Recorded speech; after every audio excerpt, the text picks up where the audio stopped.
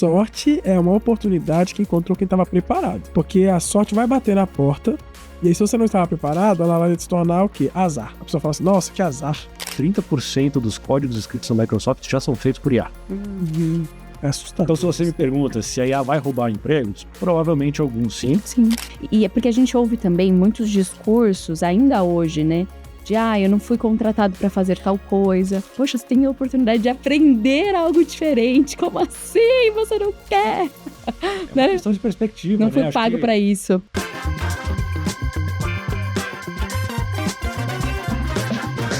Olá, bem-vindos! Estamos aqui para mais um episódio do Econ Lovers Podcast. Eu sou a Clarissa Guimarães e hoje temos um convidado que fez a expansão de uma grande marca aí do mercado que eu acho que vocês conhecem. A gente pode falar que é a maior marca do mercado?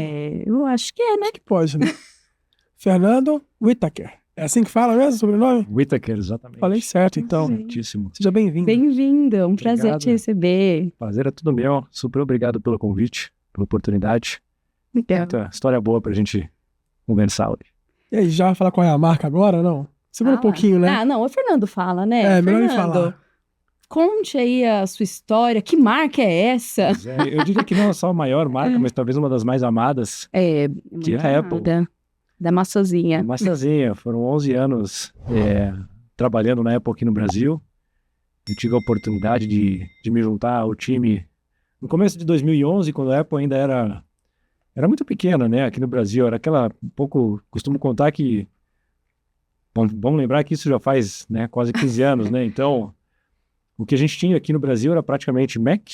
E o Mac era aquele computador super caro que só os designers usavam, né? Pelo menos essa era a percepção. Sim. E um produto que eu não sei nem se todo mundo lembra, que é o iPod. O iPod era o maior sucesso e o produto mais vendido da Apple no Brasil, o iPod Shuffle. E é o motivo de existir podcast. É o motivo de existir podcast. É o nome podcast, galera, é por causa dessa parada toda aí, porque era o iPod e a gente tinha os podcasts dentro do iPod. E hoje a gente fala que é podcast, mas isso aqui não é um podcast, isso aqui é um videocast, a gente nem tá passando dentro do iPod. Olha! Já podemos dizer que o iPod foi quase o avô do que a gente tá fazendo aqui hoje, né? Exatamente. De verdade. Então vai ser um prazer dividir um pouco as histórias, enfim, os desafios, as oportunidades, como é que a gente, inclusive, como é que a marca se descobriu e foi para o e-commerce, principalmente no começo de 2011, 12, como o Brasil ainda ganhando relevância. Sim, começando. Né? Aquilo era muito novo para a Apple, né? A Apple é uma empresa que sempre foi muito de ponto de venda, de experiência, de olho no olho. E realmente um desafio foi como a gente leva essa experiência, a mesma experiência que você sente quando você está numa loja da Apple para dentro do e-commerce. Mas então, Fernando, o que a gente quer colocar para a galera aqui? A gente tem um público de e-commerce, né? E eles devem estar super curiosos, mas como que foi liderar a Apple, aí estar na frente de projetos da Apple, enfim, e ter visto essa jornada, porque quando você chegou, o digital não era o que é hoje, obviamente. Você está falando que 11 anos foi o tempo que você ficou lá, mas tem mais o tempo também que você já está fora da Apple, ou seja, em outras companhias. Juntando tudo aí, foi há 15 anos atrás que você falou? Praticamente 15 anos. 15 anos atrás, o que é o e-commerce? Pensa assim, hoje, 2025, a gente está falando de 2010. Comecinho em 2011, na verdade, 2010 para 2011. Ou seja, o Mercado Livre, que é bastante gente aqui do nosso público vende Mercado Livre, não tinha API, tá, bonitinho? Você vendia lá, era tudo na mão. Não tinha conexões, integrações, enfim, estavam começando todo esse projeto.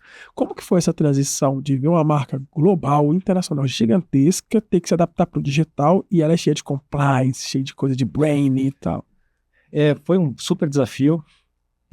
Primeiro porque a marca naquele momento, e vamos lembrar, né, quando, em 2011, nem o apple.com.br, o site da Apple não estava disponível no Brasil. Sim. Ah, é? Não estava. Eu assistia trailer no site da Apple. Pois é, mas a gente começou a chegar no Brasil de maneira um pouco mais forte em 2013 para 2014, e aí em 2015 ela abriu a primeira loja do Morumbi para complementar o ecossistema. Mas você imagina que nem o site tinha no Brasil. Caramba, e eu assistia trailer e nunca me dei conta disso, porque realmente era tudo em inglês mesmo. Não lembro de ter visto. Agora você tá falando que eu tô me situando aqui. O iTunes, que era um e-commerce de música, loja de música da Apple, não estava disponível no Brasil.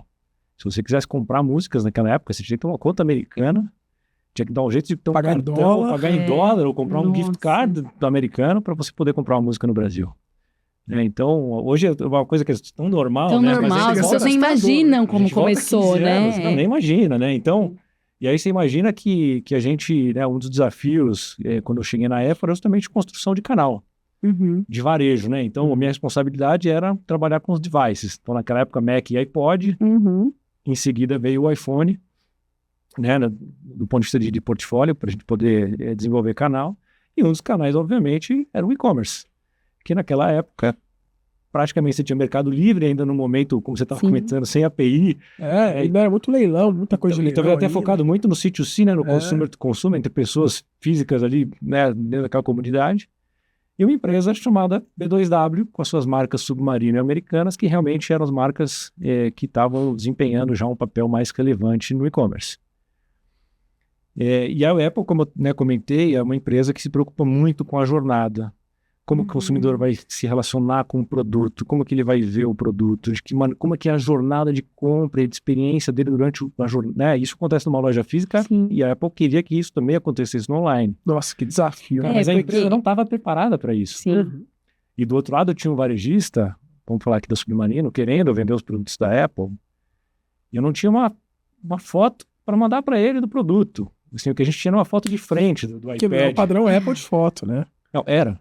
E Eu a gente digo, fala, eu digo assim, mas pro e-commerce vocês não queriam isso, vocês queriam Não, ter uma super jornada. E como é que vocês... Só que a Apple não tinha isso. Nossa. Então a gente começou assim, cara. Põe a foto oficial do Vai iPad lá. chapado, só tem uma e é essa uma que vai.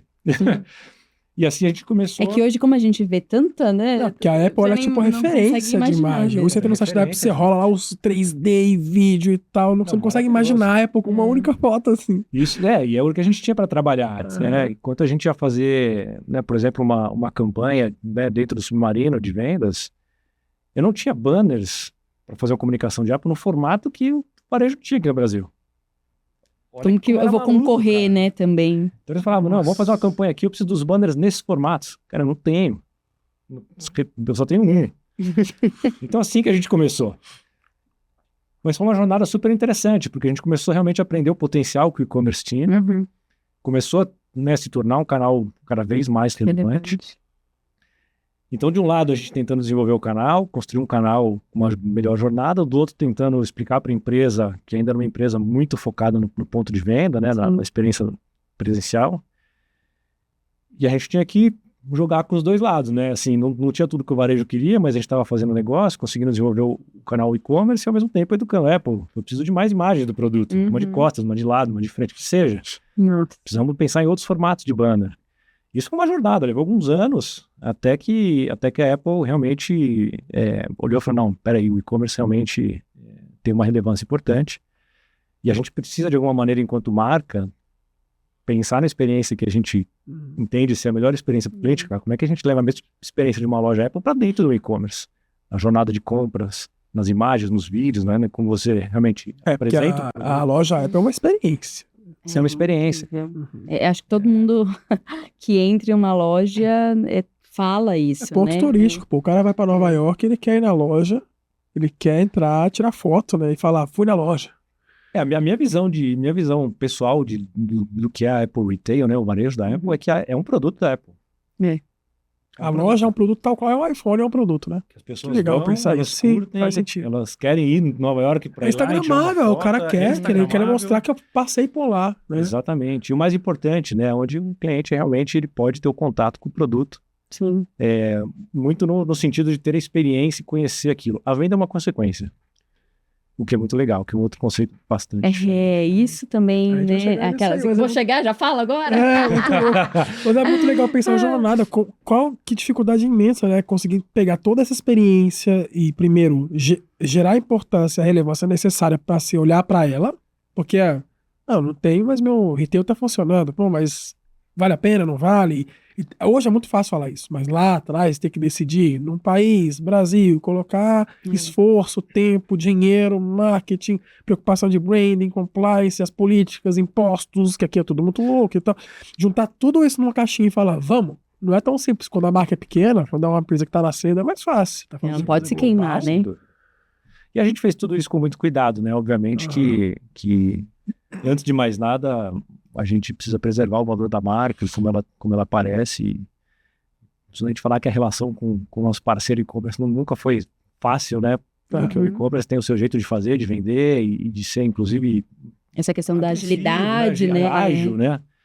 E a gente sempre tem uma preocupação muito grande de como construir a marca, inclusive. A experiência. Ser ágil, mas não perder a experiência, a qualidade, enfim. Mas o que eu acho que foi super positivo, assim, no final do dia, né, olhando para trás, 15 anos depois, eu acho que inclusive o varejo em geral e o e-commerce, eu acho que ele aprendeu, entendeu e evoluiu também, talvez até um pouco em função de empresas como a Apple terem Com certeza.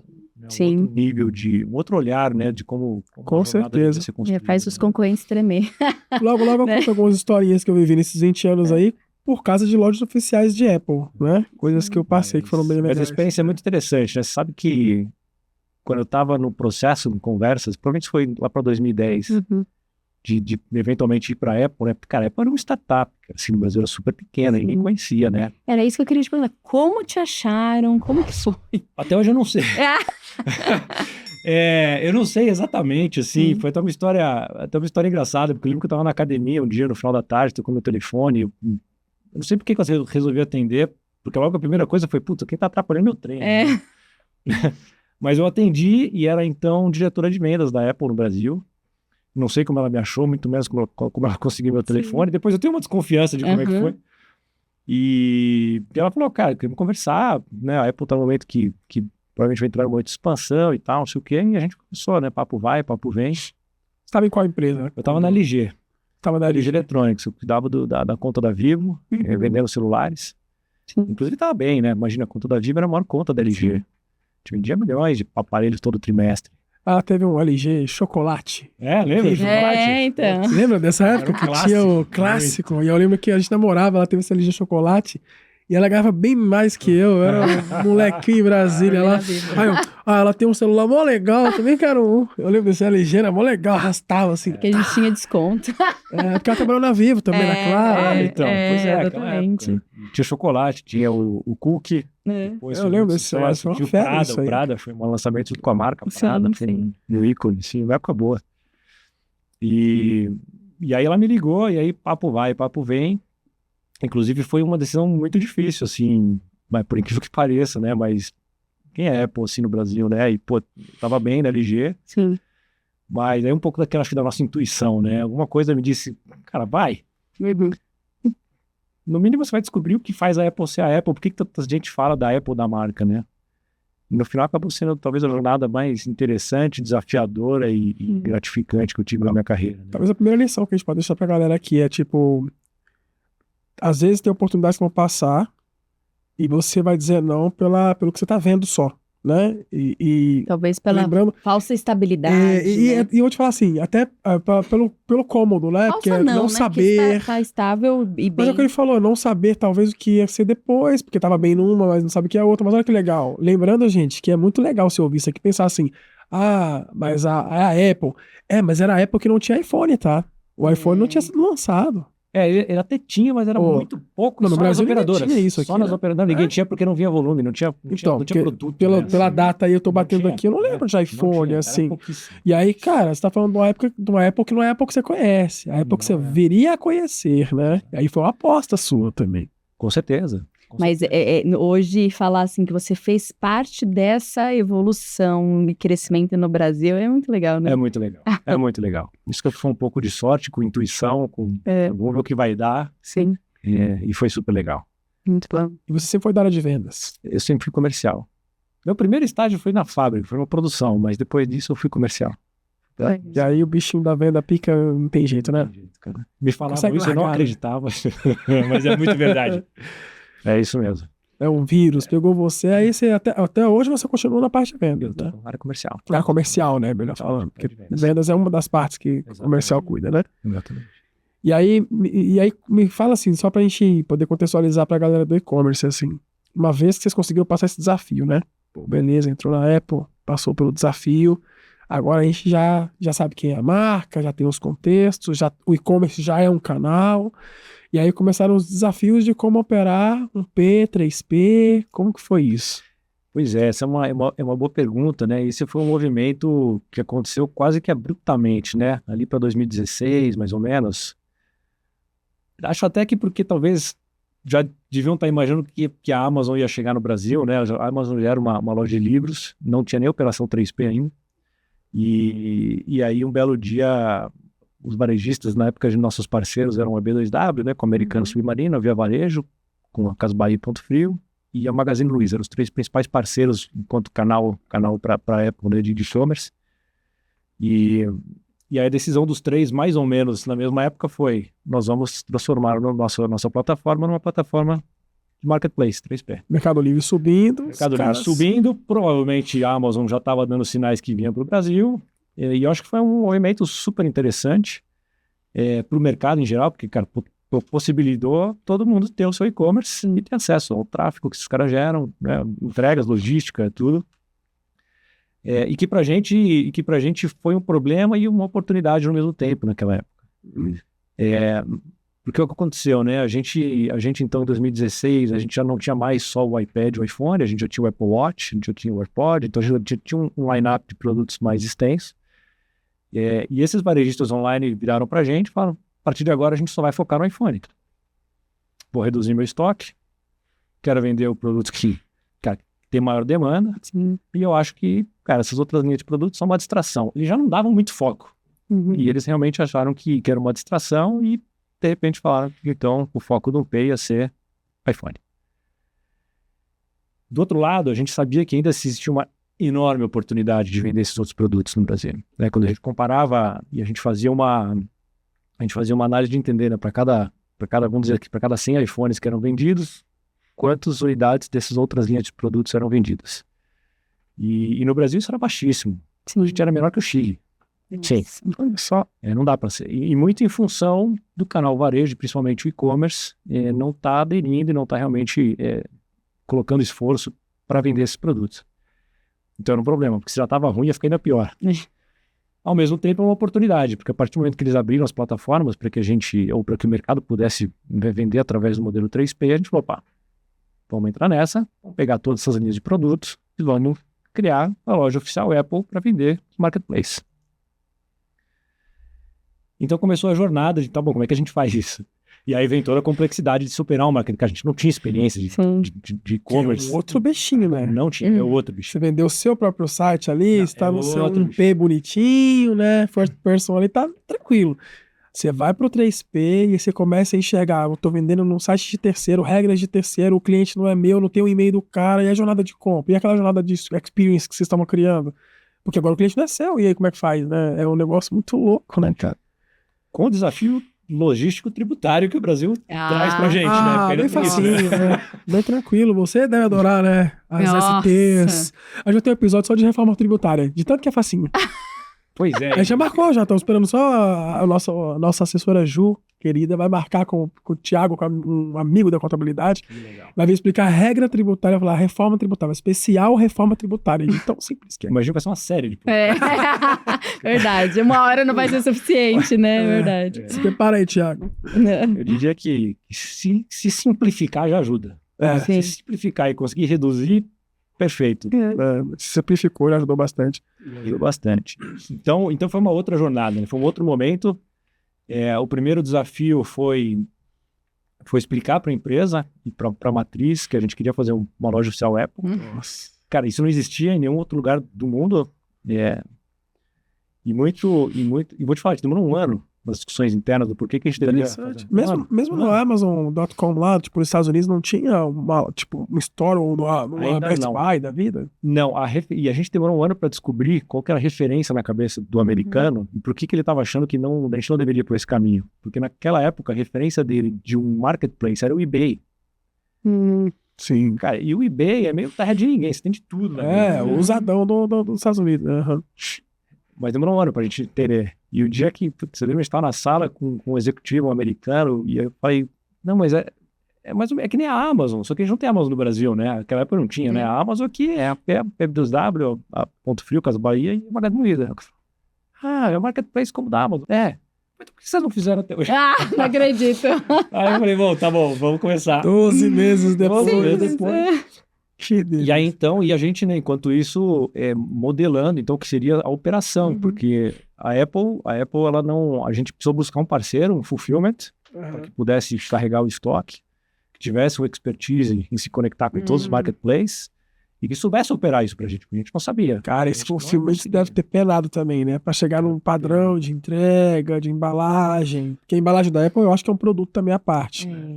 Tenho boas histórias pra contar sobre isso também. É um produto. É um produto. Pra mim a embalagem é um produto. Esse negócio de abrir no vácuo pra cima só, tem todo um esquema, muito legal tudo isso. Isso é de propósito, né? Sim. Mas é legal você contar essas coisas. Depois a gente conta. É. Então começou a ser a jornada de se montar que seria o modelo de negócios com o fulfillment, uma empresa fazendo isso pra gente, com todos os desafios de tributação, né, de custos de logística, que no Brasil é um outro desafio, e que aí finalmente a gente conseguiu lançar e aos poucos a gente foi construindo as lojas oficiais Apple em todos os canais. E um dos objetivos, né, e aí bom, né, a gente queria fazer isso, mas fazer isso na maneira Apple. Então, construindo experiência, discutindo a jornada e a jornada de compras para cada um dos e-commerce. Desafio enorme de pricing, que é para preço mesmo ali. Cara, desafio de pricing, negociando, né, com todos os marketplaces e muito no desafio de marca, né? Porque até então, o que o consumidor encontrava nos marketplaces no Brasil de Apple, você já tinha, mas eram produtos de diversos sellers que não tinham um selo de uma loja oficial. Agora a Apple está vendendo. Seguro. E a gente queria fazer isso para dar justamente a segurança. E como é que ficou o Apple Care com tudo isso? Porque uma das coisas que a gente gosta muito, né, de quem usa a Apple é a questão do Apple Care, de saber, pô, vou ser atendido. E aí, se eu comprasse num marketplace de um vendedor qualquer, eu ficava nesse medo, será que eu vou ser atendido? E aí, quando a gente tem aquele selo, é a Apple que está me vendendo, muda tudo, porque dá uma segurança enorme, né, para quem tá comprando. Claro, até no extremo, até de que você vai receber o seu produto. Sim. Quantas histórias a gente ouviu, né, enfim, não só de Apple, mas hoje acabou, eu acho que diminuiu muito, né, mas lá atrás, quando tava começando, né. Ainda tem, acho que pro vendedor ficou pior, sabia? O seller, porque ele vende, aí o comprador, a falcatrua ali, né, faz o esquema e devolve o tijolo. Antes ia o tijolo. Agora ele tá devolvendo o tijolo. Ele recebe iPhone e devolve o tijolo. Recebe Galaxy, devolve o tijolo. Então, depois vai no YouTube aí, histórias de vendedor. Nível, sinistro, assim. É porque agora os marketplaces também estão ajudando muito o vendedor. Que teve uma época que ele só olhou pro comprador. Agora ele tá olhando pro vendedor também. Acho que tá indo bem esse caminho. É importante ter essa rendição, né? Então a gente queria muito realmente que fosse um statement, né, assim, uma afirmação de que era a Apple mesmo que estava vendendo. Que foi outra briga, né, para a gente conseguir realmente internamente convencer a empresa do porquê que a gente precisaria usar a logo e a marca. E aí aquelas discussões, né, mas não é a Apple, é um fulfillment que está vendendo. Mas a experiência que controla somos nós, o relacionamento com os marketplaces somos nós. Então a gente vai com a marca Apple e no final foi uma decisão super acertada, né? Então aquele desafio que era, ninguém mais quer vender as outras linhas que no iPhone, passou então a ser um grande canal de vendas pra gente.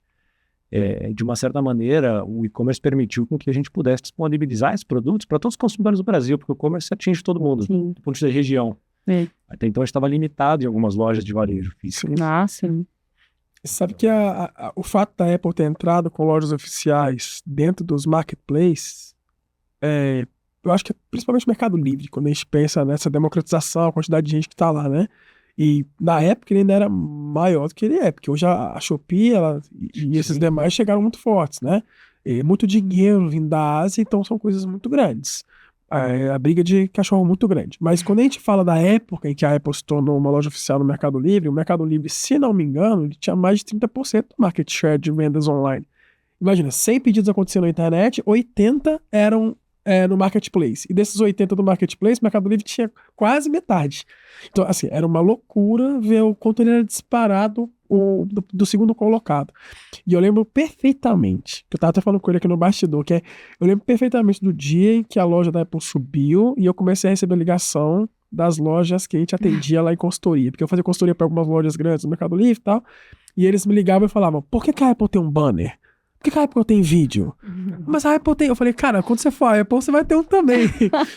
Calma aí, bicho, calma aí. E eu lembro, mas o que foi legal? As lojas que vendiam outros celulares, ou até iPhones também, começaram a vender mais. Por quê? Porque o comprador que daria o dinheiro dele ali, os seus X mil reais por um iPhone, que antes não confiava, falava, não, peraí, se até a Apple está nesse canal de venda, É nesse confiável. porque eles não sabem que a Apple... Peraí, se até a Apple tá no site do Mercado Livre, então é confiável, vou comprar. Aí ele comprava cadeira, que não tem nada a ver com o iPhone. Mas o fato de a Apple estar lá, uma loja âncora, eu falo que é o shopping sem McDonald's e sem cinema, o pessoal chama de galeria, não é?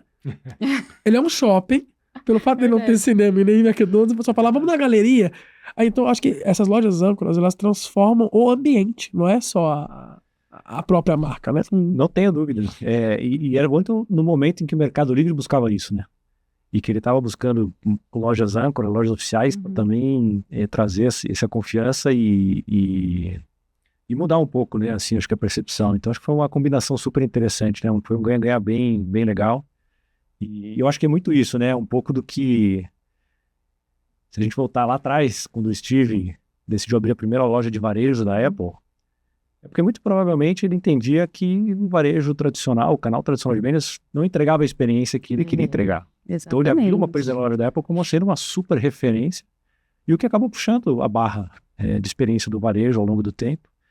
E Já que é para comprar um Apple, eu quero a experiência completa, né? É isso, né? Então talvez um pouco no online tenha acontecido isso, né? A hora que a gente vai com uma experiência diferente, né? Com uma visão diferente, um olhar diferente de jornada, de exposição do produto, de marca, talvez a gente gere um pouco esse incômodo positivo, né? No sentido de que o sistema vai crescer, todo mundo cresce, né?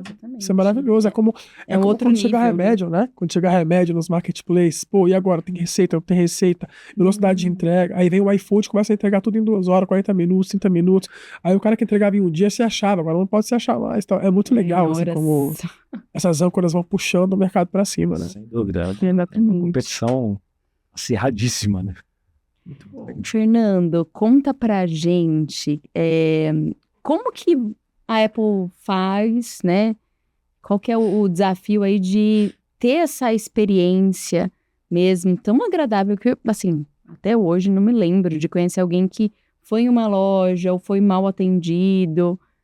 O que vocês fazem com as pessoas? Né? Eu, como uma pessoa, né, voltada para RH, então... como que vocês conseguem realmente levar essa visão para quem trabalha com vocês, né? Quem trabalhou na Apple, né, no caso. Tem uma história, então essa história é bem legal, né? Então eu estava contando do processo de quando eu fui para a Apple, né? E eu estava lá então nessas conversas e eu atendia a Vivo. Sim. E eu me lembro que eu estava no prédio da Vivo, na sede ali na B. E eu não sei porque estava tendo um evento interno, uma reunião era grande, e o presidente da Vivo na época era o Roberto Lima. E ele contou um exemplo, estava falando alguma coisa de experiência, e ele contou um exemplo dele, que ele teve na loja de Nova York naquela época, e ele foi fazer alguma coisa, eu sei que ele esqueceu o cartão, ou perdeu o cartão na loja, chegou no hotel e falou, esqueci meu cartão na loja. E ele teve que voltar na loja da Apple, imagina, Nova York, aquela loja talvez uma das mais movimentadas do mundo, e ele finalmente conseguiu, alguém atendeu ele, e ele falou, não, eu não quero atrapalhar, eu sei que a loja está cheia, né, você deve estar vendendo, mas eu só queria saber se vocês acharam o cartão. E ele contando que o cara perdeu ali talvez uns 10, 15 ou 20 minutos para tentar achar o cartão dele e atender ele. Ele falou, não, mas olha a loja, né? Você deve estar super, né, precisando vender, atender todo mundo, não se preocupa, você me devolve depois. E a pessoa fala, não, só vai esperar aqui que eu vou resolver os problemas. E o cara achou o cartão, devolveu, ele contando isso como, cara, olha o conceito da loja, né? Loja super movimentada. Não era nem para vender, né? Eu não queria comprar nada, eu queria resolver um problema que eu esqueci meu cartão. E a pessoa parou e ficou o tempo que foi necessário para me achar o cartão. Conquistou para sempre. Conquistou para sempre. E aí eu olhei naquela palestra e falei, tem uma coisa diferente nessa empresa. Então essa foi inclusive uma das coisas que eu olhei e falei, putz, vou para saber o que é Apple, né? O que faz Apple ser Apple. Muito legal, né? Você ouvir a história antes de ser chamado, né? E depois você vai para a empresa e você começa a entender como funciona uma loja da Apple. Sim. E por que a experiência é tão boa, né? E eu acho que uma das razões é justamente essa, né? A loja da Apple não tem intenção de vender. Ela tem a intenção de gerar a melhor experiência, tem a intenção que o cliente, né, o consumidor, ele interaja com os produtos, ele entenda o valor do produto e que a venda vai ser uma consequência. O NPS é mais importante que o faturamento? Sim, é a principal métrica. Era, pelo menos. Eu achei isso incrível. Cara, isso é muito legal. Incrível. Então, o NPS, ele tá acima, numa reunião, ele vai apresentar, NPS tá acima de apresentar faturamento. Porque ele vai te dar um Exatamente. norte geral para tu não fazer. Exatamente. Inclusive, né, o perfil, se você for uma loja da Apple, o perfil das pessoas que trabalham no chão de loja, não necessariamente são vendedores, são especialistas. Você tem fotógrafos, você tem músicos, você tem, enfim, informações de jornalistas. Legal isso, nunca parei para prestar atenção nisso. Então, na hora de contratar, vocês também tinham esse target ali de falar, esse cara precisa ser um especialista em foto, vai ser legal ele explicar o iPhone para outra pessoa, tem uma outra visão de explicação. Inclusive, a loja era muito usada para workshops. Aliás, até hoje, se você vai numa loja, tem o dia inteiro, está acontecendo workshops, como você usa melhor os produtos, como você melhora a sua produtividade. Tinha saídas fotográficas naquela época, que era super legal, você aprender a usar o iPhone. Então, realmente é uma loja de experiência. E a venda ela tem que acontecer naturalmente. Esse é um pouco do conceito. Né? Sim, então, sim. E que é super legal e funciona super bem. Então, o processo absolutamente seletivo. tudo na loja é metrificado, é pensado. Sim. Palavrinha da moda, é intencional. Intencional, tudo. É. De onde está pendurada a caixinha do fone de ouvido, a como a pessoa te dá bom dia na hora que você chega na loja, a quanto tempo demora, porque a experiência de compra ela é talvez uma das melhores em termos de ficção, né? Você entra, você está olhando o produto, se você escolher o cara, né? Você passa o cartão, você não tem caixa, não tem que quebrar a sua experiência. Vou parar de ver o produto para pegar a fila na caixa.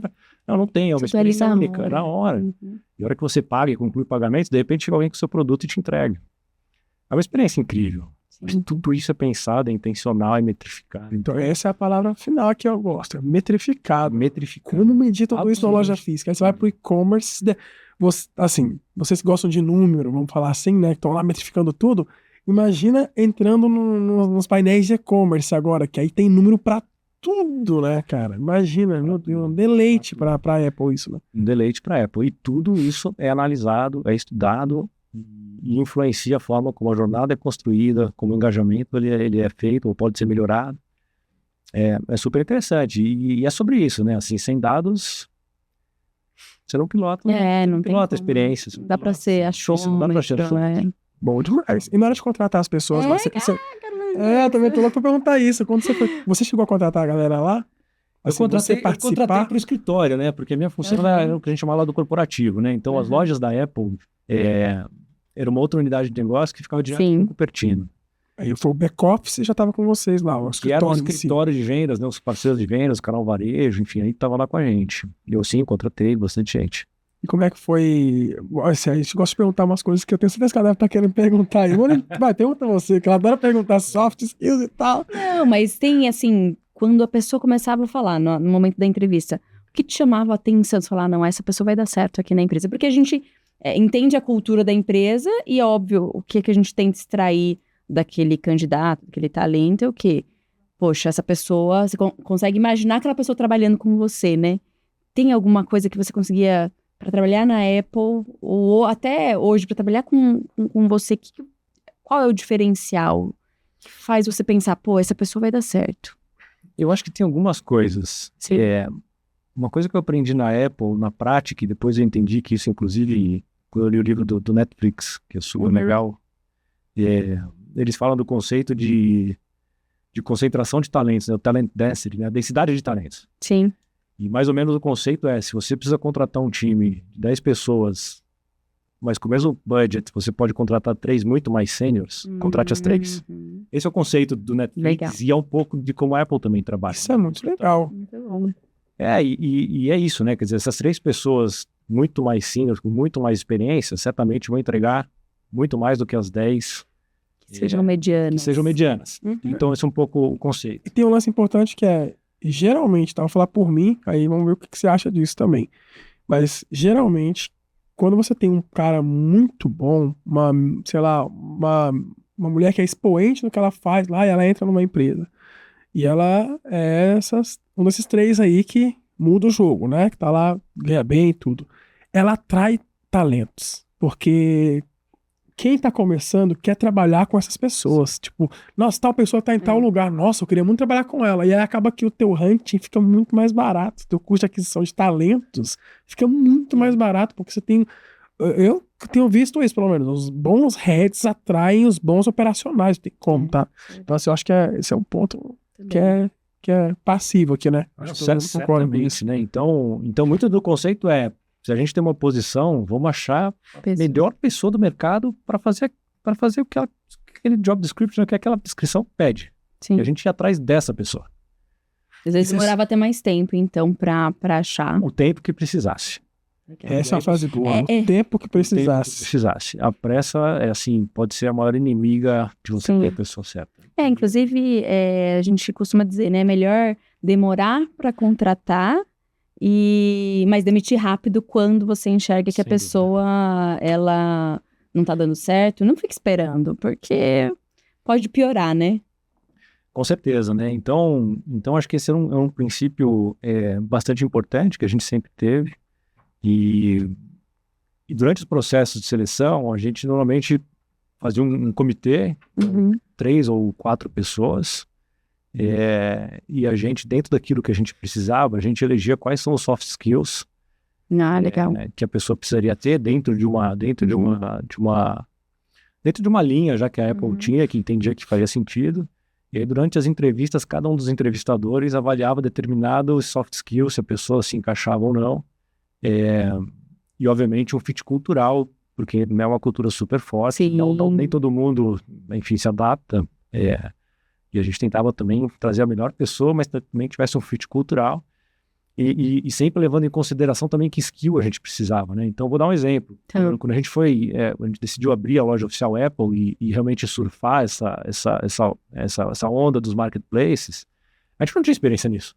Cara, precisamos de uma pessoa que tenha vivido isso. Uhum. Então, a gente foi atrás de um skill muito específico, que era, putz, vamos achar alguém do e-commerce, de marketplace, porque a gente não sabe fazer. Então, Então, tudo assim, isso a era pessoa, levado em né? consideração, né?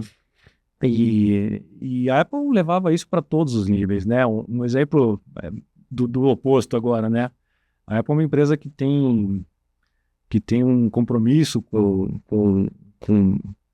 o clima muito forte, né? E em dado momento ela foi contratar uma pessoa para liderar toda essa questão climática, né, de carbono zero Uhum. para a empresa.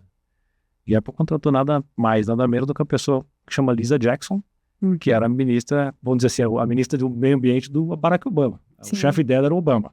Então, realmente, assim, em todos os níveis, a Apple olha aqui, realmente, quem é a melhor pessoa para Sim. fazer aquilo e trazer o que realmente... E exatamente teu ponto, né? Assim, você trabalhar com talentos e as pessoas... Se a muito Lisa tá boas. lá, todo mundo quer estar lá. Os Claro. caras expoentes da área dela querem estar lá agora. Exato. jeito. Então, Já se torna atrativo, né? pra gente que teve a oportunidade de estar na Apple, era muito legal. Sim, a oportunidade de você trabalhar com gente muito, muito, muito boa, é muito bom. Queira ou não, você sai dali, assim, uma super bagagem, né? Aprendendo com essas pessoas desses níveis aí. É muito bom, né? Mas depois desses 11 anos aí você foi se aventurar Fui aventurado. de novo. Né? Porque a Apple já foi uma aventura muito boa, né? Foi muito Você bom. foi se aventurar agora de novo, botou paraquedas, vou pular de outro avião agora. Onde você foi parar? Primeiro, a minha primeira parada foi numa empresa de tecnologia para meios de pagamento. E muito do meu... Porque acho também importante entender o porquê, né? Uhum. E todo mundo me pergunta, por que você saiu da Apple? E Você é louco? talvez seja uma decisão, inclusive, mais difícil do que de entrar é você sair, né? Sim. Mas, enfim, já eram mais de 20 anos, né, nesse segmento de telecomunicações, telefonia e tudo mais. E realmente eu senti que estava na hora de poder também contribuir com toda essa bagagem, com a experiência, Legal. com tudo que eu aprendi também com outras empresas. E depois de você estar numa Apple, me perguntava muito, tá, mas o que vem depois, né? E aí apareceu realmente a oportunidade de ir para uma empresa de um outro segmento, né, algo completamente diferente. Estava num momento super interessante de comprar, né, de juntar 3 empresas no Brasil, comprar uma no Brasil, uma no México, de se tornar global e ter a oportunidade também de contribuir num momento como esse, com uma empresa super interessante. Foi um baita desafio legal.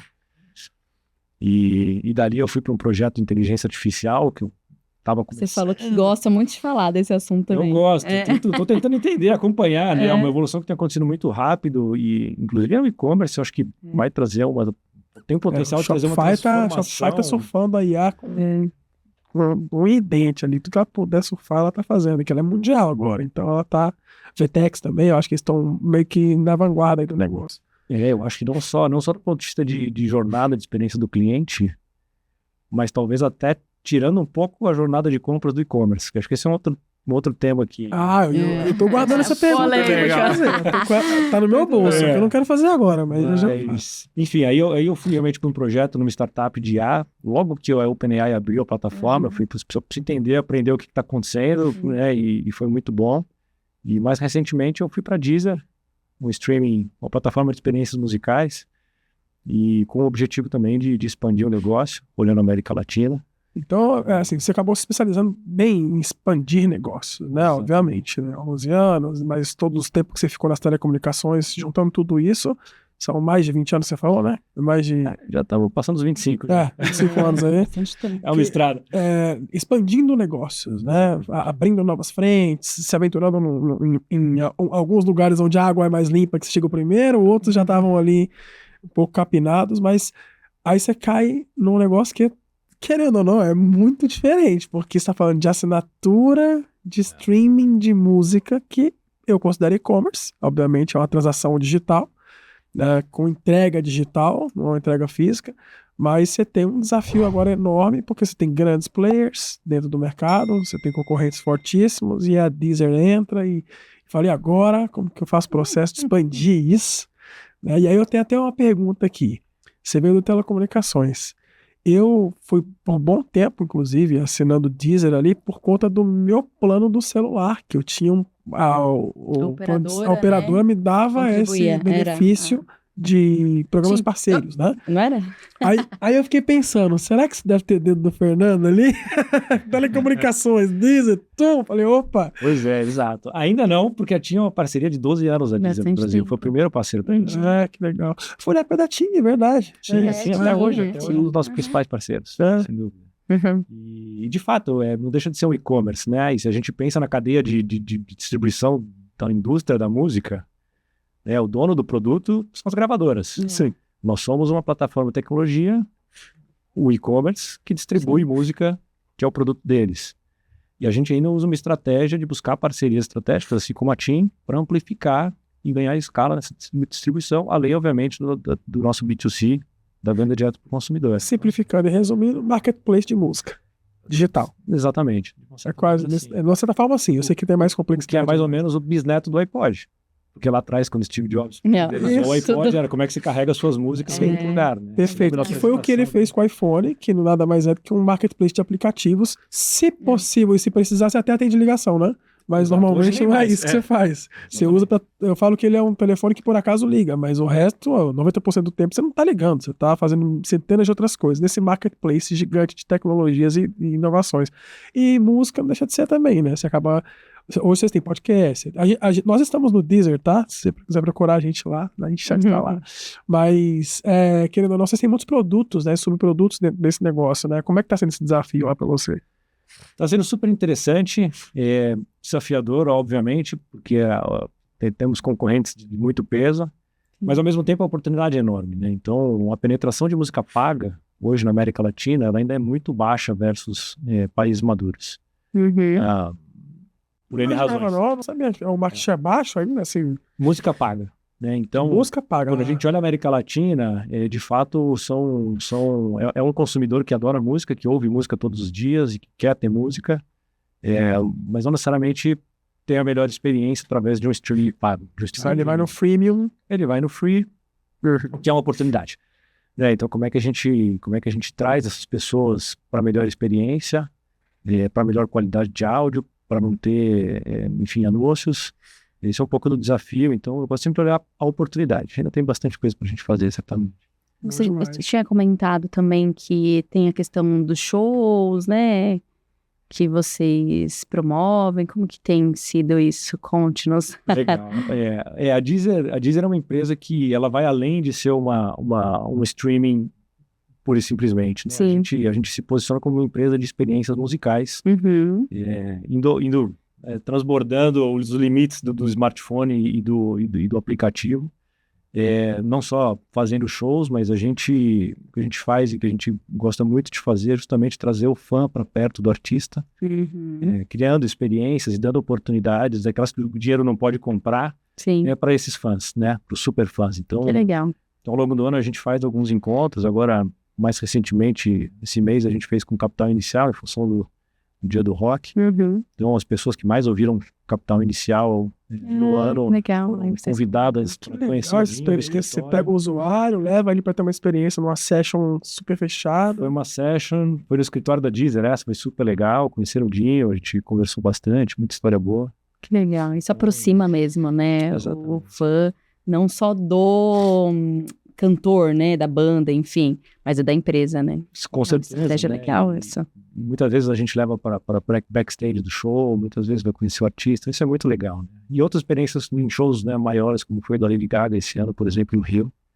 Vocês também estavam participando. A gente tava Motivações participando, vocês. A gente levou alguns super ouvintes da Lady Gaga para assistir o show. Tá? Isso foi muito legal. Então, a gente tenta aprender com essas coisas, né? Acho que o e-commerce também tem que aprender com isso. Quando eu falo e-commerce, é só um canal de venda. Eu sempre falo isso. Eu sei que às vezes é doído falar, pra quem tá ouvindo, né? Vamos falar assim. O cara fala assim, eu sou um e-commerce. Não, você não é um e-commerce. Você tem um canal de venda digital que se caracteriza por nome e-commerce. Mas você é uma empresa de varejo, uma empresa de atacado, uma empresa de... Enfim, você vende alguma coisa e, por acaso, um canal de venda atual, ou talvez seu principal canal, é o e-commerce. Mas você é uma empresa de alguma coisa, de alguma categoria, né? E eu gosto muito de pensar o que eu posso aprender com uma empresa que não é do meu setor para trazer a experiência para o meu setor. Aí eu vou dar um exemplo prático aqui da Econ Lovers. Nós vendemos o acesso à comunidade de talentos de e-commerce. Como é que eu posso aprender com a experiência de ouvintes que você acabou de me contar? Aí a gente entrevistou e vai sair possivelmente até talvez um episódio antes desse que você acabou de ouvir aqui. Se está ouvindo agora esse episódio, pode ser que um anterior a esse, você vai ver o episódio com a Marcela. Quem que ela é? Um talento do e-commerce. É como se fosse o nosso ouvinte. A gente pegou essa ideia de falar, vamos trazer um ouvinte, que no caso é nosso talento, e entrevistar o cara que é o cara que compõe a comunidade. Ele é um anônimo, ninguém conhece, mas ele ele é a prova viva de que a comunidade é efetiva, que ele tem emprego, que ele cresce, que ele aprende. Então, por que eu tô falando tudo isso? Aprenda com essa experiência. O que você pode trazer, né, de benefício para um e-commerce que a Deezer está fazendo, né? Olhar para um cara diferente, né? Certamente, né? Eu acho que quanto mais a gente conseguir aproximar dos nossos clientes e os clientes dos artistas nessa comunidade da música, né? Eu acho que isso gera valor para todos, sem dúvida. E algo que a gente tem o feedback tem sido espetacular, assim. Não tem preço, né? Assim, eu tava lá no dia A do Capital Inicial. emoção, né? Da A emoção do fã, do fã, vendo o artista, não é possível que eu tô te Que vendo, legal. sabe? É muito legal. E é uma coisa que realmente cria uma conexão, né? Assim, marca consumidor que eu acho que não tem preço e talvez não tenha outras formas melhores de você fazer, né? Então, deixa uma marca mesmo. A gente faz, acredita e vai continuar amplificando. E a Deezer hoje ela tem esse canal de aquisição de música, que obviamente é o streaming, né? Que todo mundo conhece. E vocês também pensam em outros produtos? Tem alguma coisa, alguma novidade que você já pode contar? Coisa que a gente não sabe ainda? Não, o nosso foco é a música e a gente quer continuar focado em música, sendo a melhor plataforma de experiências em música. Então, a gente vai sempre continuar andando por aí. E... Novidades sempre terão, certamente. Mas dentro desse universo, música. Legal. Porque acho que a galera fica pensando assim, será que tem um dispositivo, um fone da Deezer, alguma coisa diferente que embarca a marca junto, né? E aí esses merchandising são bem comuns, camisetas, essas coisas. Hoje, o produto Deezer é assinar a Deezer. Tudo que vier acoplado nisso é a experiência que vocês estão criando. Exatamente. O produto é o streaming e o resto é realmente o ecossistema que faz parte, mas o nosso foco é bem claro, entregar a melhor experiência em música. Top demais. Vou pegar o gancho aí que você falou sobre sair, né? Nossa, saiu da Apple, como assim, né? Mas para poder também levar a sua experiência para outros segmentos. Fernando, tem algum conselho que você daria para os jovens que estão indo para um cargo de liderança em grandes empresas? Porque você teve experiências em grandes empresas. O que essa pessoa deve pensar, fazer? Vamos pensar aqui nas soft skills necessárias para que ele consiga se dar bem. E, além disso, duas coisas. Para quem não está nessa posição de liderança, mas quer alcançar. É a mesma coisa ou muda? Eu acho que, de certa forma, é um pouco a mesma coisa, e o que eu aprendi, o que eu sempre acreditei, esteja preparado. Uhum. E as coisas vão acontecer. Né? Eu acho que tem gente que fica muito pensando, putz, mas eu quero ser isso, eu quero ser aquilo, eu quero ser promovido agora ou daqui a pouco, e talvez esse não seja o caminho, né? Na minha visão, o caminho esteja preparado.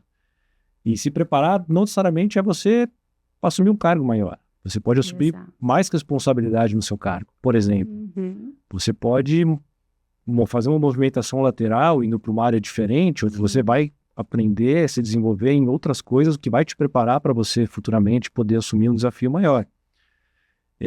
Então eu acredito muito nisso. Acho que é sempre se preparar, aprender constantemente, todos os dias, se desafiar. Eu saí de 20 anos de um mercado e fui me aventurar o que ideia que era. Por isso que eu falei de paraquedas, eu ia pegar o Não, paraquedas e pular de 100%. novo, né? E eu realmente não tinha ideia, assim, que era um mercado de tecnologia e meio de pagamento, que é super complexo. Nossa. Tive que aprender rápido, o que foi mais um desafio, mas acho que é muito isso, né? Esteja preparado, aprenda todos os dias, que a oportunidade ela vai passar na tua porta, e se você estiver preparado, você vai conseguir capturar. Se você não estiver preparado, ela vai passar 1 vez, 2 vezes, 3 vezes. Sim. Vocês viram o que eu falo? Que é aquele negócio que eu falo assim, ó, da que sorte.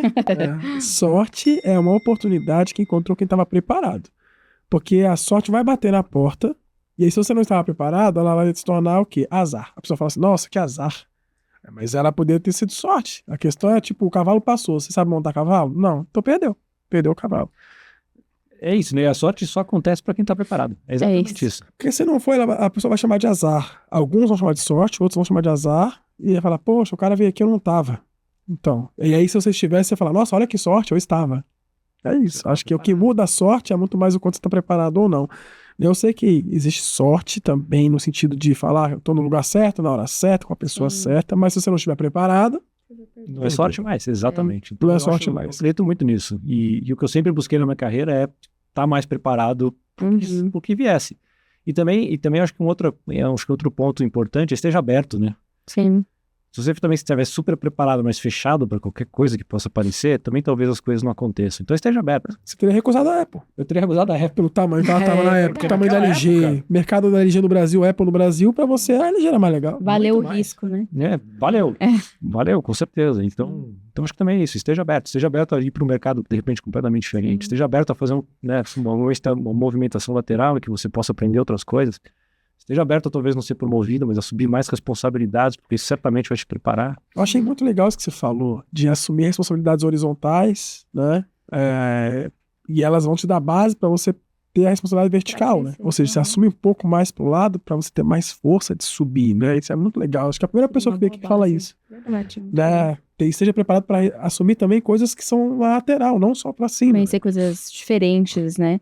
E é porque a gente ouve também muitos discursos, ainda hoje, né? De, eu não fui contratado para fazer tal coisa. Poxa, você tem a oportunidade de aprender algo diferente. Como assim? Você não quer? É uma questão de perspectiva, Não né? fui Acho pago que- para isso. E cada vez mais, né? Porque o mundo está cada vez mais rápido, Então, exigindo mais flexibilidade, adaptabilidade, que você tem que se adaptar rápido para as coisas que estão acontecendo.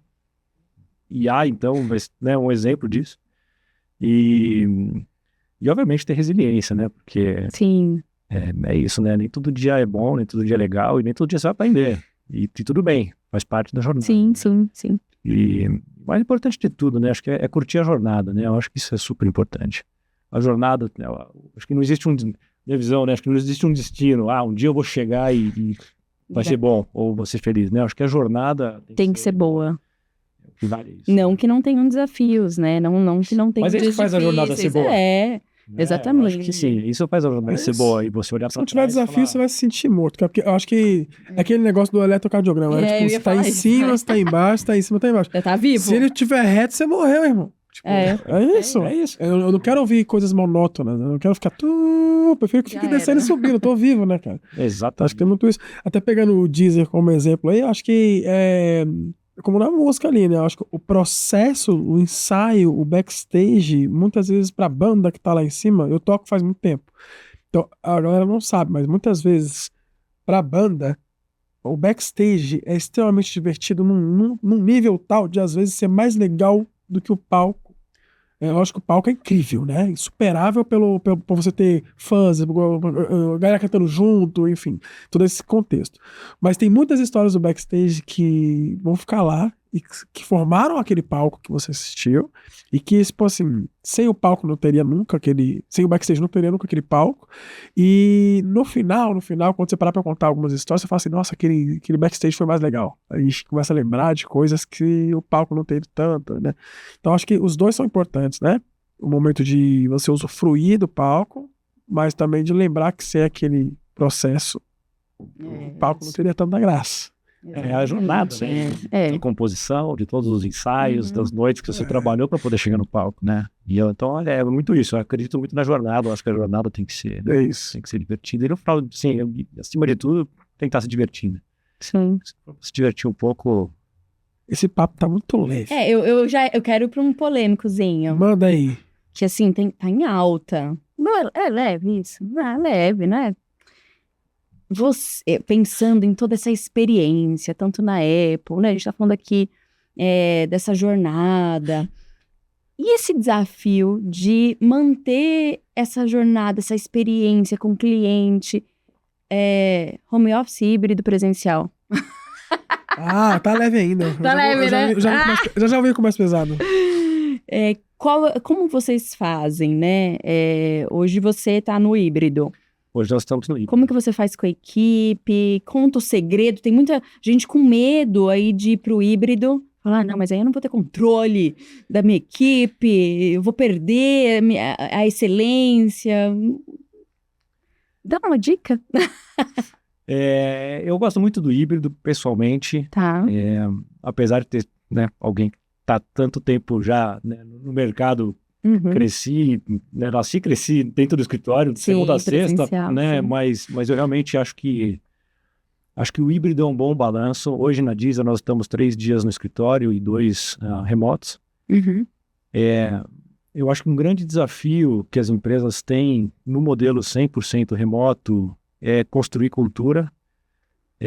Cultura a gente não aprende, a gente vive. E para viver você tem que estar junto das pessoas, tem que entender, né, a temperatura do negócio, como é que as pessoas se comportam, como é que elas falam, como é que elas enxergam os problemas, como é que elas resolvem os problemas, de que maneira que...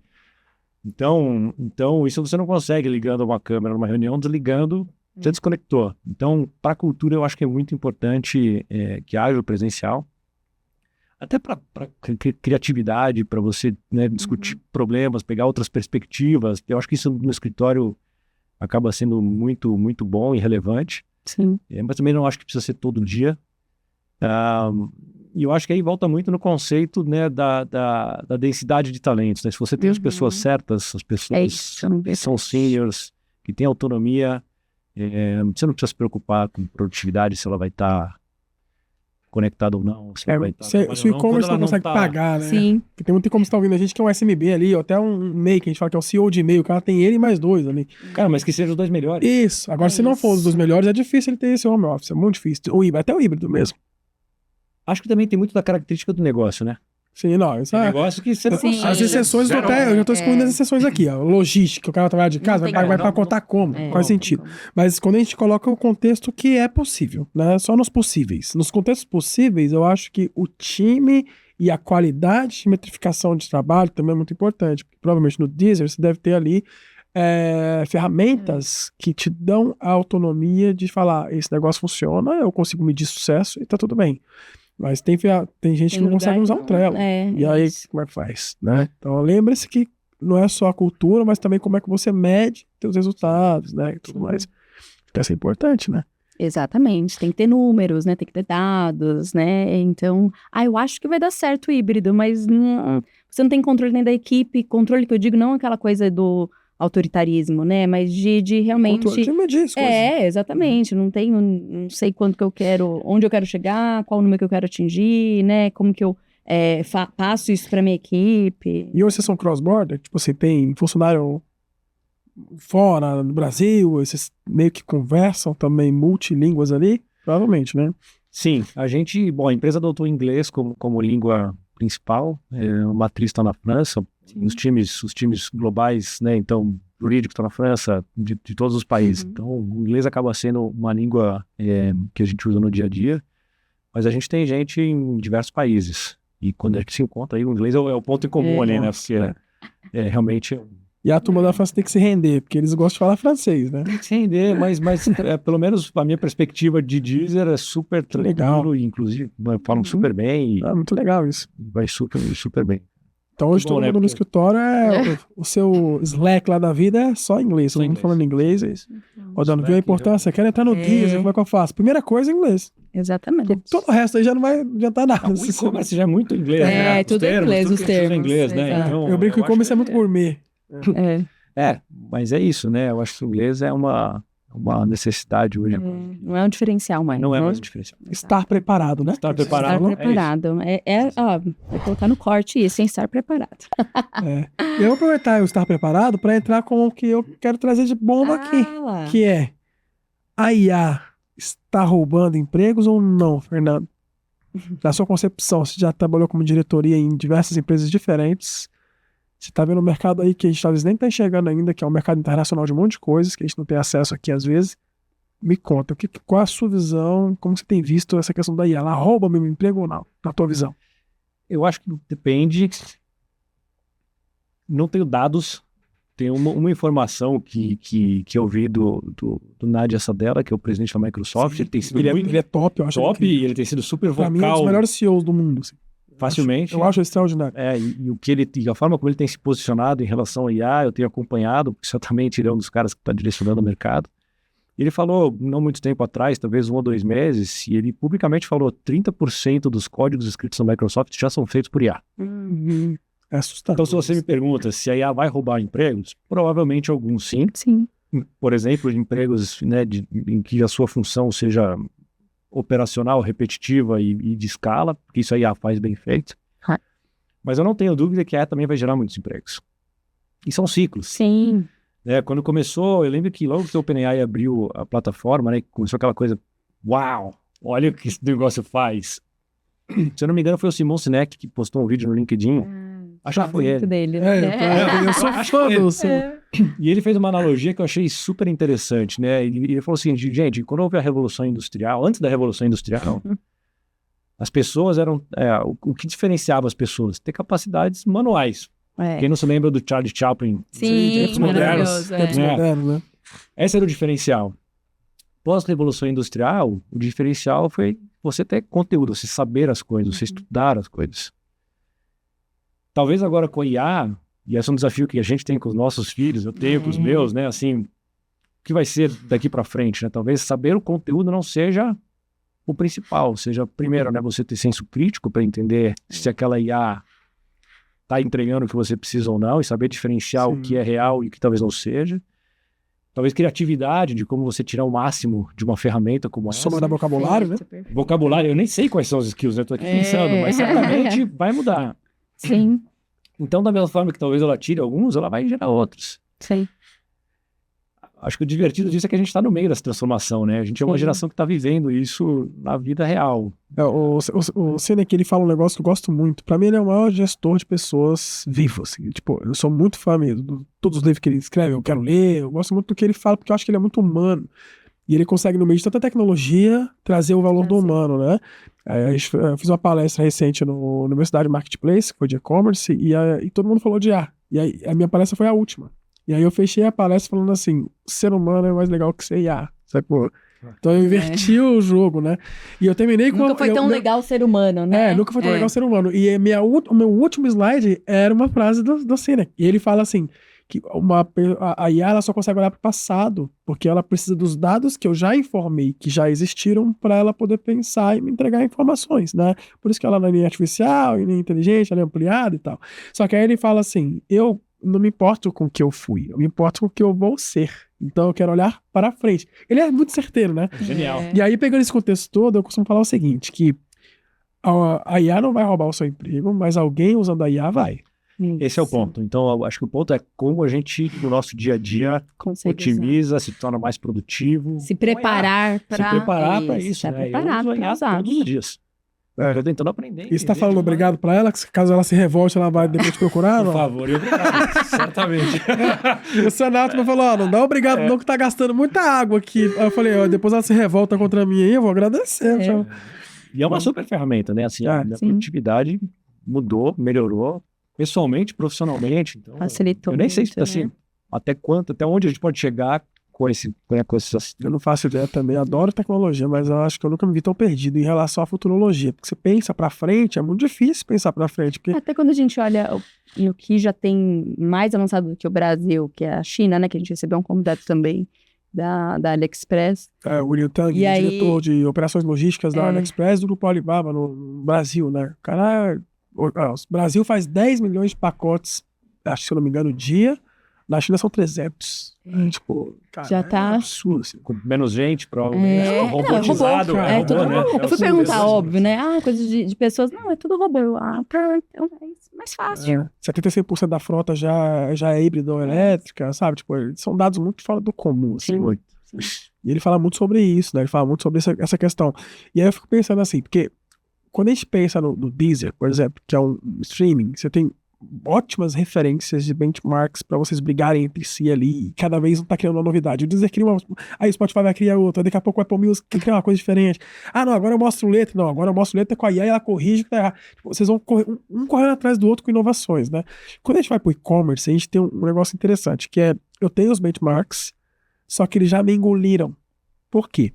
Pensa assim, eu tenho um e-commerce, acabei de começar, e eu vendo caneca. Se eu vendo caneca, eu vendo commodity. Ou seja, eu vendo produto que todo mundo vende. Salvo que minha caneca seja muito diferentona, eu vendo um produto que é multimarca. Provavelmente a caneca nem deve ser minha marca, eu devo vender canecas, né? E aí qual que é o grande problema aí? Mais de 70% das vendas que acontecem online já são marketplace. Então, eu tô falando que sobrou 30% para as marcas tentarem fazer o seu pé de meia com a sua própria marca. E aí eu tenho que, uma briga de cachorro louco, tubarão atrás de tubarão ali. Então eu tenho duas alternativas: entrar no shopping, que é inevitável, que eu vou ter que estar nesse shopping. A Apple está no shopping, imagina eu, né? Não vou estar no shopping. Então eu tenho que estar nesses shoppings online, que são os marketplaces. Só que na hora que eu entro pra lá, eu tô na casa alugada. Então a regra é dele, a inovação é dele. Tipo assim, vai colocar IA, eu não consigo pôr IA. Eu tenho que esperar ele colocar IA para usar a IA dele. Entende o contexto? Se eu tenho o meu site próprio, que é o meu PLI, meu próprio e-commerce, aí eu posso tentar inovar com tecnologias, sendo próprias ou não, mas tentando fazer alguma coisa diferente. E aí que entra o meu contexto. Aonde que entra o talento aí? Né? Tipo, como que eu me vejo nesse jogo? Porque tudo isso que eu falei aqui é pensando na cabeça do empresário. Para ele, se a IA tá chegando e tá me ajudando a vender, seja do Mercado Livre, do eBay, tô nem aí, coloca, bora vender. Mas e o talento entra onde? Porque ele fala assim, pô, mas agora aquela IA tá cortando foto e era o que eu cortava. Antes eu cortava foto, agora ela tá cortando foto. E ele começa a ficar em desespero, né? Aí o que eu tenho falado pra essa galera é, eu tô mais colocando nem pergunta, não, eu tô colocando um tema na mesa, tá? Que é, eu acho que nunca foi tão importante mesmo ser humano, por isso que eu fiz essa palestra, mas pensando assim, talvez a vinda da IA vai ajudar na eternidade, porque tem pessoas que são 45 mais, 50 mais, que estavam totalmente sem vista para empresa empregos que contrata bons. até 35. E agora a gente tá na Ecolobras, o que a gente faz? A gente recebe vagas de empresas ou necessidades, oportunidades para eles acharem talentos dentro da nossa comunidade. E se eu te falar que o jogo virou, que recentemente para nós o que mais aparece é vagas de 25 a 35, e não era. Eu não sei como é que tá lá pra você, mas pra nós aqui tem muita vaga. Eu comecei a pensar, por que isso tá acontecendo? Por causa de tudo isso que eu falei. As empresas estão se beneficiando de IA. E os talentos que são assim, inexperientes e não têm bom vocabulário, não tem boa experiência que uma pessoa de 40, 50 já tem, porque leu muitos livros, passou por muitas experiências, ela conversa com a IA melhor que o jovem. E aí eu tenho visto isso, assim, eu falei, cara, a IA tá engraçada, ela pode estar roubando alguns empregos dos mais jovens, mas tá dando emprego pra quem é mais velho. É uma virada meio louca isso, eu não sei se você...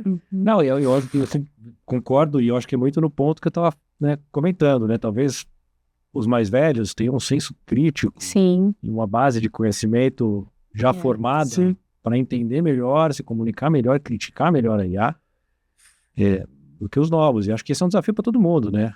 Sim. Olho para muitos dos meus filhos e fico pensando, cara, como é que eu educo eles para um mundo em que tá tudo ali na IA? Eu não sei a resposta. Todo dia eu fico pensando. E talvez seja muito por esse lado de criatividade, senso crítico, assim, talvez conhecimento vai estar lá. conhecimentos gerais nunca foi tão importante, né? Cara, pesquisa vai lá. Mas como é que se você olha para aquilo e fala para você que é verdade, Isso. sabe que isso aqui tem fundamento? Porque você não pode digitar qualquer coisa e acreditar no que tá lá. O viés de confirmação é sempre assim, né? Exato. Então... E fora desafios, que tem essa questão de valorizar as relações humanas, né? Então, hoje, nessa nova geração, tá aqui, ó, né? Olhando para o celular, e a gente tem aí a gente vai ter que aprender a lidar com todas as gerações, né? Se não me engano, é a primeira vez que a gente tem 5 gerações convivendo. Isso, né? Se eu te ouvir, se alguém falou esse dado recente. Nós estávamos... Se eu estiver errado, você me corrija nos comentários. Mas... Tão diferentes, né? São 5 gerações diferentes. E a gente tem que aprender com a nova geração. A gente não pode descartar também, né, o tanto de aprendizado que a gente pode obter com eles. Coisas fantásticas. Exatamente. A gente pode ficar, na minha época, na minha geração. A gente tem esse costume.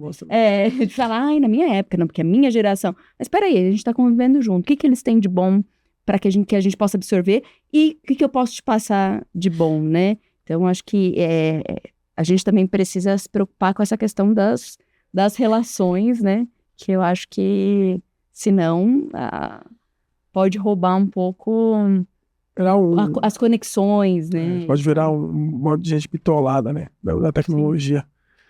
E com certeza. Eu acho que eles trazem muita coisa boa. Sim. Especialmente na questão de saúde mental, de balanço profissional pessoal. O equilíbrio, né? Você mescla seus times hoje lá? Vocês conseguem mesclar, tipo, ter uma molecada super ativa digital e os turistas ali? Como é que você... A Deezer é uma empresa muito nova. A média de idade ela é bem baixa. O que para mim tem sido super divertido, porque, de novo, né, é uma geração que a gente tem muito que aprender com eles e também pode trazer contribuir, né? Experiência. Então, tem sido uma experiência bem legal. Legal. É uma empresa super diversa. E que traz, acho que muita discussão com diferentes perspectivas, que eu acho que é uma coisa fundamental. Isso aí nunca vai substituir. É isso. Eu acho que é isso, né? A relação humana, diferentes perspectivas, experiências, vivências que contribuem, né, para que as coisas melhorem, para ter melhores ideias. E isso aí nunca vai fazer. Ela vai te trazer uma resposta pronta, baseada no histórico que ela tem, olhando para trás. Acho que não vão criar uma IA com sentimento, né? Ela não consegue, porque eu acho que uma coisa é você ter ciência. Sim. E outra coisa é você ter consciência. A IA, pra mim, ela tem ciência das coisas que eu já informei.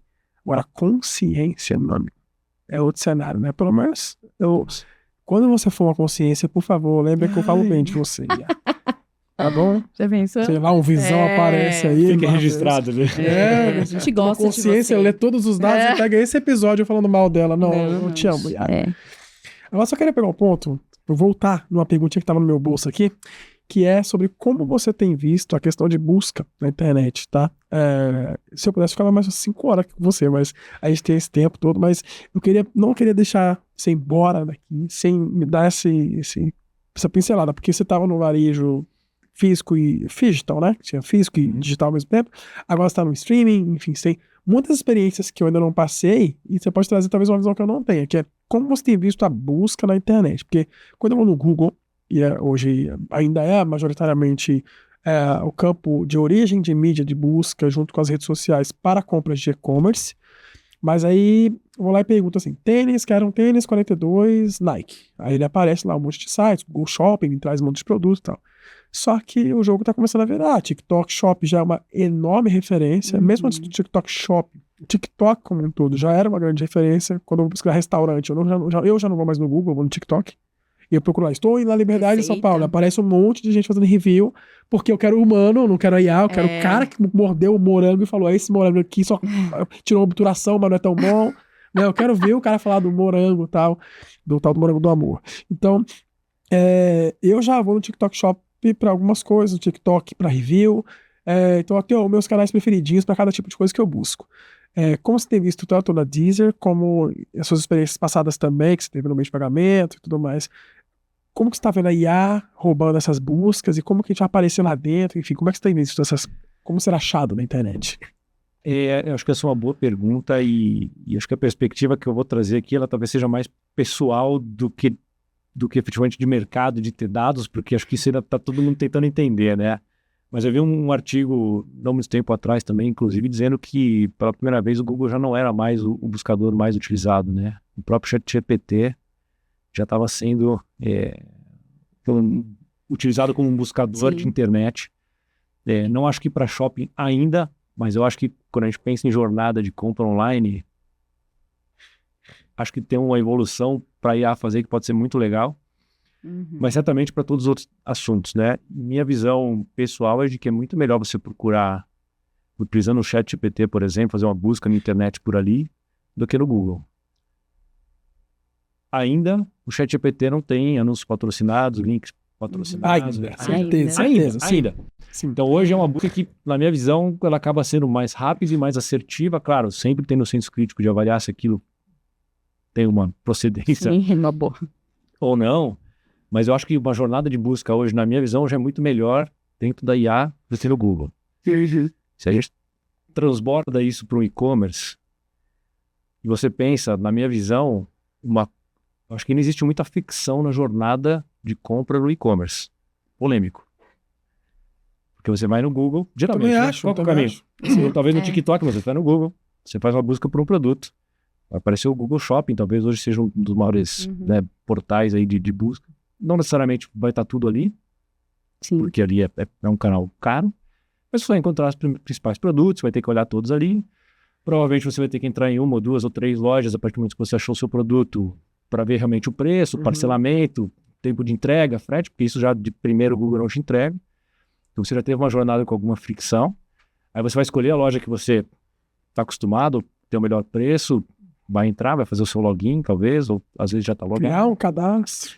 Se precisar criar um cadastro, outra ficção, aí você vai pôr o produto no carrinho, você vai escolher o método de pagamento, e vai até o final. Imagina que você pode chegar vou usar o ChatGPT como exemplo, mas poderia ser qualquer um. Sim. Meu amigo, quero comprar uma camiseta preta.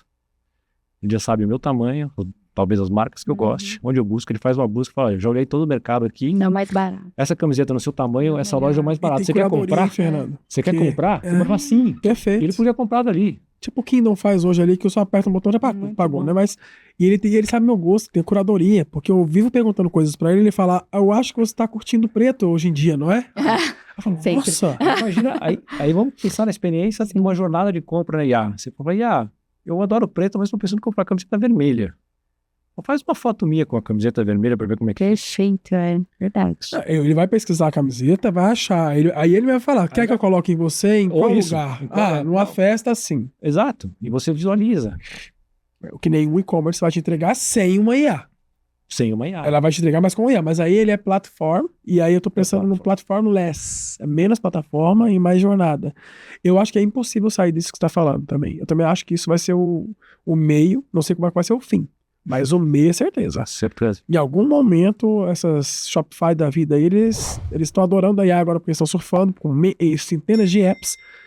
E ele mesmo já está integrando oficialmente com o GPT, né? O Shopify. Então, eu vou conseguir entrar. E, obviamente, por que estão fazendo isso? Porque se o GPT resolver ter a própria plataforma de e-commerce, ele não precisa do Shopify. Então, Shopify, pelo menos a minha visão é melhor eu me juntar a ele, conecta logo, para ele usar todo o meu core de negócios, as centenas, milhares de milhões de lojas que eu já tenho conectadas, vem comigo porque eu já te entrego todo o caminho. Porque se ele resolver falar, vou criar a minha própria plataforma, foi o que o TikTok Shop fez. Ele falou, não quero vocês, eu posso ter minha plataforma. Aí falou, mas você não tem a malha logística. Quem disse? Aí montou a malha logística e agora? Porque alguém já errou na frente, né? O Mercado Livre já errou no Brasil um tantão. Errou, acertou, errou e acertou. Aí vem uma empresa uma ByteDance com milhões de dólares no bolso, olha pra cá e fala, já tá tudo acertando, agora eu posso ir. Pum. E agora? E foi o diferencial que o consumidor já está no TikTok. Já. Algumas horas por dia, inclusive. E fricção, né? Que você falou, fricção. Zero. O cara tá navegando, pagou. Eu acho muito louco isso. Enfim. Eu concordo. Eu não sei qual vai ser o fim. O meio Se é que vai ter um fim, mas o meio certamente vai ser. O meio não vai ter como não ser, cara. Eu já pesquiso produto, tipo tênis, se fizer um teste, você consegue. E, pra quem não tá sabendo o que a gente tá falando aqui na prática, pega o teu ChatGPT aí, se você tiver o Turbo, você vai ter uma opção nova nas ferramentas que chama, se eu não me engano, Navegar, não vou lembrar o nome agora, que ele faz exatamente, que eu não vou lembrar em português o nome. Ele tem um mousezinho assim no ícone. Ele faz exatamente isso, você fala assim, ó, entra na Magazine Luiza e compra um tênis Nike de melhor preço pra mim. Ele vai abrir, se você fizer esse teste agora, você vai ver. Ele vai abrir o computador, vai abrir o Chrome, e você tá vendo, tá? Ele com o mouse navega, acha o seu tênis, faz tudo pra você. Quando chega na hora de que eu falei, aí ele fala assim, ó, vou cadastrar. Você já tem login? Eu falo, tenho. Eu mando pra ele, ele entra. Aí eu falo, meus dados são esses, ele finaliza tudo. Você fala assim, ó, entra no site tal pra Se alguém mim, pega esse... navega, tira o texto, ele faz tudo. Tipo assim, ele já entra, eu não sei como é que tá nessa questão de OAuths aí, de logins e credenciais por causa de LGPD e toda a parte de compliance e security do negócio, firewalls e tal. Mas, quando eu vejo ele fazer isso, qual que é o meio caminho pra isso? É ele nem me mostrar isso e simplesmente falar, o que você quer comprar, sabão em pó? Tá bom, às 4 tá na sua casa. Obrigado, GPT, tchau. Só que lembrando, minha filha não quer digitar, tá, Fernanda? Ela quer falar. Exato. Ela quer falar. E aí é que é uma loucura, né, cara? No dia você deve ter muito isso, né? A questão, assim, de quantas pessoas pedem pra tocar uma música e escrevem pro pessoal. Hoje é só escreve, mas certamente é algo que a generativa permite. Você fala, ela entende o contexto e te devolve o que você precisa, né? Mas é uma ferramenta que vai mudar muito, inclusive do lado do seller.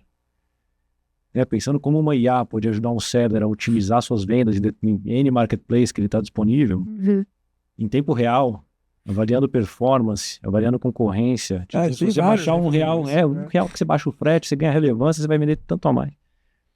Sensacional. Acho que tem. De novo, é uma ferramenta, sabendo usar, tendo a criatividade, o senso crítico, certamente. Estando preparado. O que eu queria fazer? Vamos finalizar, porque infelizmente a gente não pode segurar o Fernando mais tempo aqui. A gente tá com o nosso horário já apertado aqui. Mas o que eu queria fazer? Conta pra ele como é que funciona a nossa dica e eu já tenho até uma ideia pra isso aí. A gente, pra quem se cadastrar lá no app.econlovers.com, a gente tem um conteúdo exclusivo. Você vai dar uma dica de ouro. Só pra quem se cadastrar, viu? Só pra você que se cadastra lá, vai receber essa dica de ouro do Fernando. Topa, Fernando? Super topo. Mas antes disso, ó, olha pra aquela câmerazinha que é a sua, que é essa de cá, e fala como que a galera te encontra. Ó, qual é a rede que você prefere que a galera veja seus... Enfim, você posta alguma coisa, eu não sei se você tem alguma rede que você é mais ativo e tal, mas se quiser falar ali pra aquela câmerazinha como o pessoal te encontra. Legal. Eu tô majoritariamente no LinkedIn, é que eu mais uso, e pra me encontrar é só digitar Fernando Whittaker Assunção. A gente vai colocar aqui na descrição. Exatamente. Coloca na descrição lá. E se a pessoa quiser assinar o Deezer? Deezer.com.br ou baixa nas lojas da Apple ou da Google e assina, ou eventualmente busca os nossos parceiros, TIM, Itaú, Legal. que certamente tem boas ofertas. Boa. As pessoas possam... Olha, ó, nem preciso pedir cupom, tá vendo? Ele já tem cupom pra vocês aí, é só procurar os parceiros, tá? Isso aí. Pô, Fernando. Prazer te Sensacional, receber. cara. Pra mim é uma honra estar recebendo você aqui, né? Pra nós, com Tá certeza. vendo? Eu não te falei. Ela foi na palestra sua, falou, traz o Fernando. Muito bom, muito bom. A honra é minha. Obrigado, foi um prazer enorme. Passou super rápido. Podia ficar mais 2 horas. Verdade. Bom. Muito bom, conteúdo riquíssimo. Se você assistiu até aqui, você vai ter a oportunidade de se cadastrar, como a gente falou, app.econlovers.com, e você vai ver o nosso conteúdo extra. E dessa vez eu vou deixar um gostinho pra você se cadastrar lá. Sabe o que eu vou perguntar pra ele? Como fazer uma boa embalagem para e-commerce. Ele boa, hein? só sabe como é que é. Sabe aquela embalagem da Apple? Aquela embalagem. Então, eles têm um porquê daquilo ali. Mas você não vai saber se nos cadastrar. Fechou? Sim. Então, até o próximo episódio. Até o próximo. É um prazer ter você aqui. Obrigada. Obrigado, gente. Prazer. Valeu, galerinha. Tchau.